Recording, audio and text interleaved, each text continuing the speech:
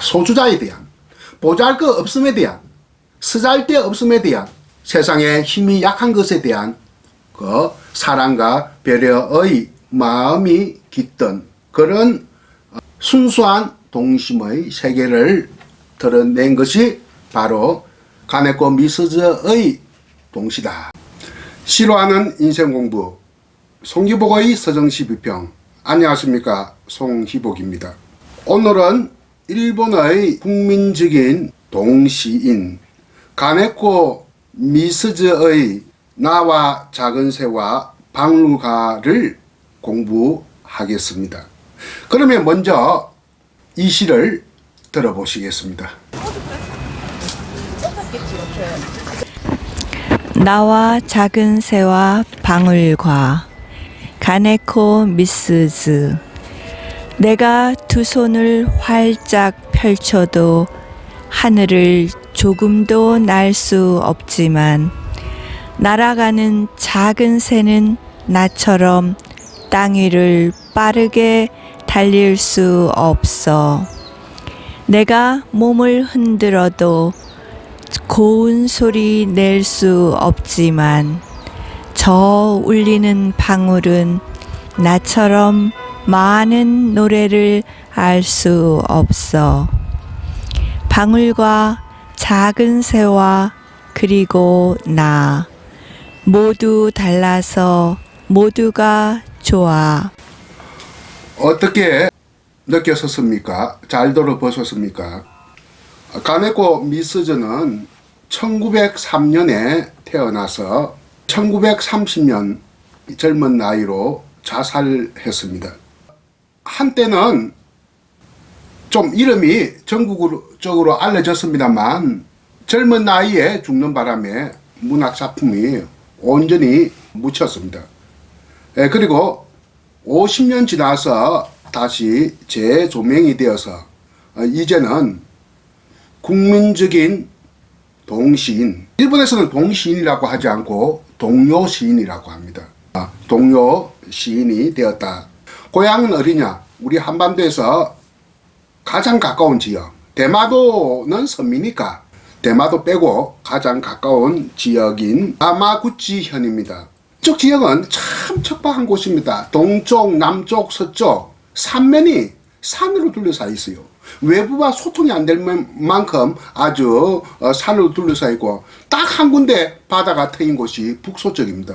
이 북서쪽은 여러분들도 잘 알다시피 겨울에는 북서풍이 불어오는 곳이지 않습니까?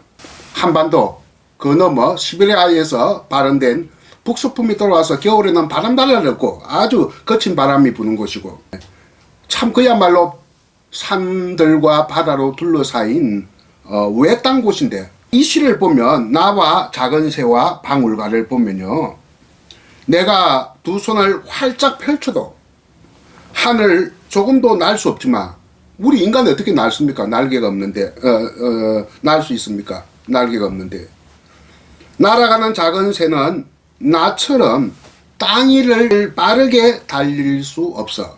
나하고 새하고 특히 작은 새하고는 이런 차이가 있다.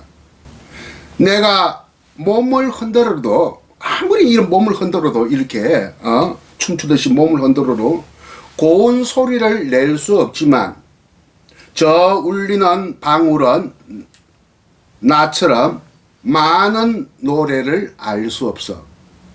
나는 많은 노래를 알아서 노래를 부르는데 방울은 소리만 내지, 아름다운 소리, 고운 소리만 내지 노래를 부를 수 없거든요. 그러니까 노래를 알지 못한다, 그 이야기죠.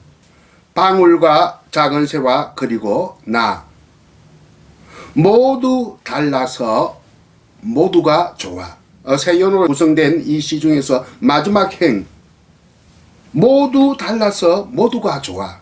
일본어는 민나 지가떼 민나 이 이렇게 표현되어 있습니다. 모두가 다르기 때문에 모두가 다 좋아. 모두 다 좋아. 이것이 이 시의 핵심 부분이다.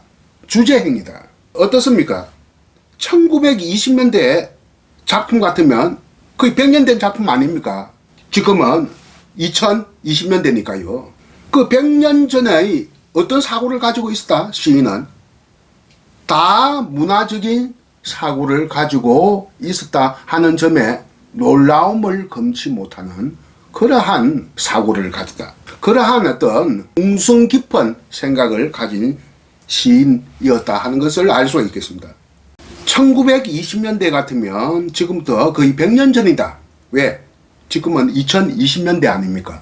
100년 전의 한 시인이 이와 같은 다문화적인 깊은 생각을 가졌다 하는 것은 놀라움을 금치 못하게 하고 있습니다. 뜻은 뭡니까? 서로의 차이를 인정하자 하는 이야기입니다. 서로 차이를 인정하는 것이 좋은 것이다. 차이와 차별은 차자가 다 한자로 되어 있지만 차별과 차이는 이게 하늘과 땅의 그 극단적인 상대 개념입니다. 차자가 똑같은 한자이지만 차이는 인정하되 차별은 하지 말자 하는 것이 오늘날 다 문화적인 사고라고 할 수 있겠죠. 왜 이렇게 안에 그 사람은 사람을 차별하게 될까요? 사람은 생각을 하지 못하고 공부를 하지 않으면 동물적인 본능으로 돌아가게 되어 있습니다. 사람도 생물학적으로는 동물이기 때문이죠. 꼭 자기 이익을, 남의 이익을 추구하기보다는 자기 이익을 추구하기를 좋아하는 것이 인간의 본래의 속성이다 이렇게 볼 수 있겠죠. 그런데 사람은 공부함으로써 깊은 사고를 통해서 또 문화적인 학습이나 훈련을 통해 가지고 사람은 사람답게 인간은 인간답게 성숙해 나아갈 수가 있는 거죠. 그런 것이 안 되면 사람은 사실상 동물에 지나지 않는다. 그 사람들이 여럿이 모이면 특히 나이가 어릴수록 더 동물적인 것에 가까워지죠. 사람이 이렇게 나이가 들면서 소리 들고 하면서 문화적인 학습과 훈련을 통해 가지고 더 인간답게 돼 가거든요. 그런데 어리면 어릴수록 더 자기 것을 남의 이익보다는 나의 이익을 먼저 생각하고 또 끼리끼리 모이면서 또래 집단을 형성하고 우리와 끼리끼리 모인 이 집단과 서로 다른 집단, 서로 다른 소수 집단에게 공격을 가하는 것이 인간의 동물적, 야만적 속성이라고 할 수 있겠는데 여기부터 인간의 본원적인 악이 사특이 시작한다 이렇게 보면 되겠습니다. 다수의 행포가 공격성을 가지게 되죠. 이거는 어른이 되었어도 자기 유리한 집단 또 그리고 다수 집단이 소수자 혹은 소수 집단에게 공격을 가한다. 이것이 소위 왕따 현상이지 않습니까? 왕따 현상 또 그리고 소수자 소수 집단을 외톨이화하는 것. 호주 안에 그 사회 문제화되고 있는 학폭 문제 이런 것은 모든 것은 희생양 만들기다. 인간은 원초적으로 희생제의라는 것은 제사의식의 준말이죠. 희생제의라는 게 있었어요. 전 세계적인 현상입니다. 희생제의는. 그 중에서 유대교의 그 원시 유대교의 제사의식에서 양을 잡아다가 죽이는 경우와 죽이지 않는 경우가 있어요. 이 죽이는 경우 이 희생양을 만드는 이 제사의식이 있는데 이것이 중세의 마녀 사냥을 지내서 오늘날 소수자를 차별하는 것으로 이렇게 발전되어 왔습니다.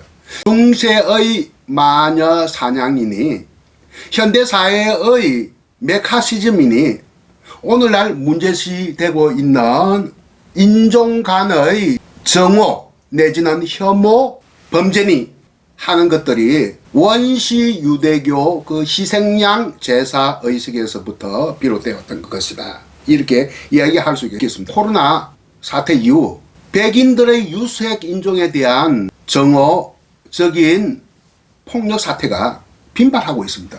이런 것도 차별이라고 할 수 있겠죠. 자, 우리나라에도 마찬가지입니다. 이 신분상 차별은 백정이거든요. 왜 백정이 차별받습니까? 소 잡고, 개 잡고, 돼지 잡는다고 해서 차별받는 게 아니라 소수자이기 때문에 차별받는 겁니다. 그리고 우리나라에서는 전통적으로 바다가 사람을 경멸하는 게 있어요. 그 왜 바닷가 사람을 그 경멸합니까? 바닷가 사람이 내륙 사람에 비하여 소수자이기 때문에 그렇습니다. 우리나라가 농업국가이지 수산업 국가는 아니거든요. 다들 농사 짓기 때문에 농사 지은 것을 가지고 그러니까 배농사 쌀농사를 지어서 주식으로 원내 삼기 때문에 우리나라 조선시대 백성의 95%가 내륙에서 안에 그 농사 짓는 사람들이에요. 변방에서 바닷가에서 고기 잡는 사람, 물고기 잡는 사람, 업에 종사하는 사람들은 한 5%밖에 안 되죠. 지금은 바닷가 워낙 발전을 많이 해서 하나의 그 바닷가 사람이 한 20% 된다고 합시다. 뭐 정확하게 퍼센트는 알 수가 없습니다만 조선시대 95대 5라고 했으니까 5가 소수니까 엄청난 소수 아닙니까? 그러니까 바닷가 사람을 경멸하는 거죠. 뱃놈이니 갯놈, 갯가에 산다고 갯놈. 또 그리고 갯땅새 이런 말을 갖다가 쓰면서 굉장히 경멸하고 백정 비슷하게 취급을 했다. 그 업에 종사하는 소수자들이기 때문이죠. 그런데 바닷가 문화를 사람을 멸시하고 문화를 멸시하다 보니까 진취적인 기상이 사라지고 해양 세력에 의해서 나라가 망하게 된 거죠. 우리나라가 망하고 중국도 망하다시피 했죠. 중국은 해금 정책을 취했고 명나라, 청나라 때 바다로 나아가지 마라. 우리나라는 외국의 그 준동 때문에 공도 정책을 취했습니다. 공도, 섬을 비우라. 울릉도 비우고 거제도 비우게 하고 그랬습니다. 그게 군인들을 배치해야지 백성들을 왜 이렇게 비우게 합니까? 그래서 진취적 기상이 사라지고 해양 세력에 의해서 나라가 망한다. 잠깐만요. 이해가 안 돼. 해양 세력이 다른 데서 오는 해양 세력에 의해서. 그 일본의 해양 세력이에요. 청일 전쟁이 해군을 안에 전멸시켜서 청일 전쟁 이기고 너일 전쟁도 우리 남해 앞바다 진해 앞바다에서 러시아 함대를 격침시켜서 이긴 거예요. 청일 전쟁, 너일 전쟁 이긴 일본 제국주에게 우리가 망한 거예요. 그게 해양 세력이에요. 왜 이렇게 차별이 생기느냐? 소수자이긴 차별이다. 소수자이니까. 근데 이제 하나 아이러니는 근데 오늘 소개해 주신 시가 사실 일본 여자 시인분의 시 아닌가요? 상당히 흥미롭네요. 예. 그러니까 100년 전에 이미 차이는 좋고 차별은 나쁘다 하는 것을 은근히 말하는 거예요. 차이는 좋다. 이것은 대놓고 이야기했고 차별은 나쁘다 하는 것은 복선을 깔았고 이러니까 100년 전에 벌써 다문화적인 시적 사유가 있었다는데 놀라움과 끔찍을 한다. 그리고 이 굉장히 가냈고 미서전은 가정사가 아주 복잡해요. 아버지가 일찍 돌아가셔가지고 학교 교육은 받았습니다. 그리고 시모노세키 옛날에 일제강점기에 배가 왔다 갔다 하는 것이 부산 부간 연락선 닿는 곳이 시모노세키거든요. 그게 바로 야마구치 현 중에서도 가장 남쪽에 있어요. 그러니까 우리나라와 일본이 가장 가깝다 하는 겁니다. 해로도 그쪽으로 지나갑니다. 그래서 고대 때는 신라계가 많이 갔던 곳이 그 지방입니다. 아마 그쪽 사람 중에 상당히 유전자가 우리 신라계 유전자가 많이 있을 것이라고 보여지죠. 자, 가네코 미서전은 시모노세키 에서 서점 전문을 일을 했는데 아버지가 아주 어릴 때 돌아가셔가지고 어머니가 개가를 합니다. 개가를 하니까 계부 밑에서 새 아버지 밑에서 성장을 하는데 친남동생이 하고 어릴 때부터 떨어져 사는데 친남동생이 그 누나를 친누나인 줄도 모르고 이성적으로 사랑을 합니다. 쫓아다니고 좋아한다고. 그래서 계부가 이래서 안 되겠다. 이 친남매끼리 결혼하겠다 싶어서 빨리 서둘러서 결혼을 시키는데 그 남편이란 자가 누구냐 하면 그 서점의 지배인인가 사장인가 지배인이라고 하는 건가 같은 일 종사하는 사람과 서둘러서 결혼을 시키는데 알고 보니까 사람이 굉장히 너절한 사람이에요. 형편없는 사람이에요. 술만 마시고 유각 출임. 유각이라는 것은 우리나라는 없는데 일본에 있는 표현입니다만 매춘을 하는 그래서 도저히 못 살겠다 싶어서 자기는 그래도 공부도 좀 하고 문화 활동도 하는 사람인데 못 살겠다 싶어서 내가 아예 이혼을 해버렸어요. 그런데 딸이 한 명이 있었거든요. 그 딸을 자기가 키우는데 한 2, 3년 지나니까 딸 빼앗아간다고 난리를 치니까 자살해버렸어요. 그리고 그 당시만 하더라도 좀 이름이 있었습니다. 가네코 미스즈가 이름이 있었는데 요절과 함께 이름이 완전 묻혀버렸어요. 이것이 50몇 년간 그 진행합니다. 그러다가 1980년대 누군가 가네코 미스즈의 삶의 행적을 추적하는 사람이 있어서 그 친남동생이 살아있다더라. 그때 70대 후반이나 80대 초반쯤 됐겠죠. 친남동생을 어떻게 수소문해가지고 찾아와서 인터뷰를 해보니까 누나가 가지고 있는 시를 적은 이런 노트가 내가 50년 이상을 가지고 있다 해서 보여주니까 엄청난 많은 동시들이 쓰여져 있거든요. 그때부터 이름이 크게 떨쳐지고 온갖 초등학교 교과서, 일본은 소학교로 하지 않습니까? 교과서에 실리게 되면서 국민적인 동료 시인, 동료 작가로 안에 50년 지나서 이렇게 이름이 떨쳐진 겁니다. 근데 그 친남동생이 서로 좋아했었다는 그렇죠. 예. 근데 아버지가 일찍 돌아가셨는데, 그러니까 엄마 개가할 때 그 남동생은 할머니나 할아버지 밑에서 살고 엄마는 개가하고 개가하면서 딸은 데리고 가고 그랬던 거죠. 그래서 걔가 하면서 이렇게 가족이 떨어져 살면서 그러니까 몰랐던 거죠. 같은 마을에 살면서 좋아하게 됐는데, 그래서 그 계부가 그 사실을 아니까 친남매라는 사실을 떼어놓기 위해서 빨리 결혼시키더라고 일을 그르치게 되고 죽게 됩니다. 야사키 세스오라고 하는 동료 시인이 있었는데요. 한 20여 년 되나요? 이 사람이 이런 말을 갖다가 했다고 합니다. 한 줄만 제가 인용을 해볼게요. 미서저의 동료는 작은 것, 힘이 없는 것, 이름 없는 것, 쓸모없는 것 등등에 대한 기도의 노래다. 이도 기도로 해서 기독교적인 것이 아니고 시를 보니까 주로 부처님 이런 이야기가 참 많아요. 종교는 아니야 불교 신자가 아니겠느냐 이런 생각이 드네요. 작은 것, 힘이 약한 것, 이름 없는 것, 쓸모없는 것 등등에 대한 기도의 노래. 요즘 말로 하면 소수자에 대한, 소수 집단에 대한, 그러니까 소외된 집단에 대한 이런 것에 대한 어떤 사랑과 배려의 시심으로 가득 찬 시인이다. 이렇게 이야기할 수 있겠습니다.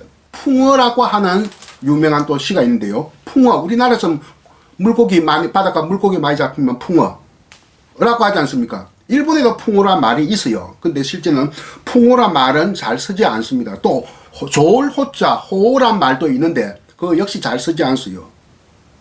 제일 자주 쓰는 말은 큰 대자, 대어라는 말을 많이 씁니다. 우리의 풍어는 일본말로 대어라고 한다. 풍어는 일본말로 효료, 호는 고려, 대어는 큰 대자, 대어는 다이리오 이렇게 하는데 보통 다이로를 많이 쓰는다 하는데 물고기가 크게 잡혔다 이런 뜻에서 클대자를 쓰는 겁니다. 그래서 일본에는 이런 성어가 있어요. 대어 빈핍이다. 빈핍, 가난하고 궁핍하다. 물고기가 많이 잡힌데 오히려 더 가난해졌다. 왜 그러냐 하면 고기 잡는 어부들은 많이 잡아서 기분 좋겠지만 어획량이 많으니까 어획물이 너무 많아져서 좋겠지만, 그것을 인수받은 유통업자들은 값이 떨어져서 폭망한 겁니다. 우리가 시중에 돈이 너무 많이 풀리면 물가가 오르는 것과 같은 이치다. 물고기가 많이 잡혀서 오히려 가난하게 되었다. 하여튼 물고기가 많이 잡히면 일본 사람들은 바닷가에서 대어제를 지낸다. 우리의 풍어제는 어떻습니까? 물고기 많이 잡혀달라고 지내는 거고, 일본의 풍어제, 즉 대어제는 물고기가 많이 잡혔다고 이렇게 제사를 지내면 반드시 세계 어디든지 마찬가지입니다만 축제라는 게 있거든요. 그래서 제사 제자는 축제 제자나 같은 어입니다. 한자로 대어제라고 하면 물고기가 많이 잡혀서 지내는 잔치, 축제, 일본말로는 축제를 마쓰리라고 해요. 그래서 다이로 마쓰리, 이 풍어라고 하는 시는 다이로 마쓰리를 소재로 하는 시인데, 풍어 축제, 흥성거리면서 들떠있는 거, 사람들이 어부들은 만선의 기쁨을 노래하는 것, 이것이 바로 다이리오 마쓰리라고 할 수 있겠는데, 딱 보니까 지금 물고기가 아까 북서쪽 한 면이 바다로 열려 있다고 하지 않았습니까? 가네코 미스저의 고양이. 자, 거기서 무엇을 많이 잡느냐? 그쪽에 많이 잡히는 어종이 정어리예요, 정어리. 정확하게 말하면 참정어리가 되겠는데, 참정어리 수만 마리가 잡혔는데, 참정어리의 입장에서는 이거는 축제가 아니라, 풍어제가 아니라, 즉, 다이로 마슬리가 아니라, 장례식이다. 이런 시를 표현한 것이 풍어입니다. 가네코 미스저의 풍우라고 하는 동시입니다. 이 말은 뭐냐 하면, 세상의 이치는 양면성이 있는데, 사람의 입장에서 볼 때, 한쪽은 잔치를 치르고 있지만, 물고기의, 그러니까 참정어리의 입장에서 볼 때, 다른 한쪽에서는 장례식을 치르고 있다는 것. 세상의 이치가 모두 그렇듯이, 기쁨과 슬픔의 아이러니, 희비의 상곡선, 뭐 이런 것들이 있는 것이다 하는 것을 이 시에서 말을 하고 있습니다. 그러니까 역지사지, 남의 처지를 생각하라 하는 말이 역지사지죠. 이 역지사지가 뭐냐 하면 공감의 열쇠가 되는 것이죠. 역지사지를 해야만이 공감이라는 것이 형성되기 시작됩니다. 공감대가 형성되기 시작하는 겁니다. 사람과 사람끼리의 남의 처지를 다수자는 소수자의 입장을 생각하고 소수자는 다수자의 입장을 생각해서 역지사지를 할 때 서로가 공감이 되는 것이죠. 또 그리고 또 시 한편 소개하면 저지 흐르는 강이라는 또 시가 있어요. 저지 흐르는 강. 대충 이렇습니다. 울지마 강아지야 날이 저문다. 날 접으면 엄마가 없어도 감청석 밤하늘에 아련하게 저지 흐르는 강 보인단다. 어떤 갓 태어난 강아지가 막 지금 울고 있는 거예요. 그것을 가네코 미소즈가 보면서 아주 불쌍하기 짝이었거든. 그래서 울지 마라 강아지야. 뭐 먹을 거 없다고, 저지 없다고, 엄마 저지 없다고 너무하네 슬퍼하지 마라. 하늘을 보면 은하수가 보인다. 이 저지 흐르는 강은 밀키웨이. 바로 하늘을 보면서 은하수를 보면서 엄마 저지라고 생각을 하라. 뭐 이런 뜻으로 쓰이게 되는데 불쌍한 것에 대한 아주 처연한 심정을 표현한 것이 바로 이 동시가 아닌가, 저지 흐르는 강이 아닌가 이렇게 생각이 됩니다. 이처럼 엄마 잃은 강아지 같이 힘없고 작고 잃어먹고 보잘것없고 쓸모없는 것에 대한 사랑과 배려심을 가지는 순수한 시심을 보여주는 시들로 점철되어 있는 것이 가네코 미서저가 남긴 500편의 음성이 많죠. 그 대부분이 남동생이 가지고 있었던 공책에 쓰여진 미발표 동시래요. 그런 걸로 점철되어 있다. 소수자에 대한, 보잘것없음에 대한, 쓰잘데없음에 대한, 세상에 힘이 약한 것에 대한 사랑과 배려의 마음이 깃든 그런 순수한 동심의 세계를 드러낸 것이 바로 가네코 미스즈의 동시다. 어떻습니까? 잘 들어보셨습니까? 가네코 미스즈라고 하는 일본의 국민적인 동시 작가, 동요 시인을 한번 생각해 보면서 오늘 제 강의를 여기서 마칠까 합니다. 감사합니다. 나와 작은 새와 방울과 가네코 미스즈.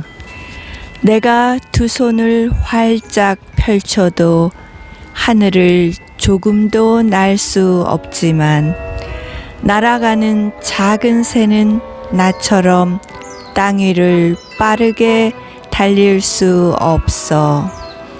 내가 몸을 흔들어도 고운 소리 낼 수 없지만 저 울리는 방울은 나처럼 많은 노래를 알 수 없어.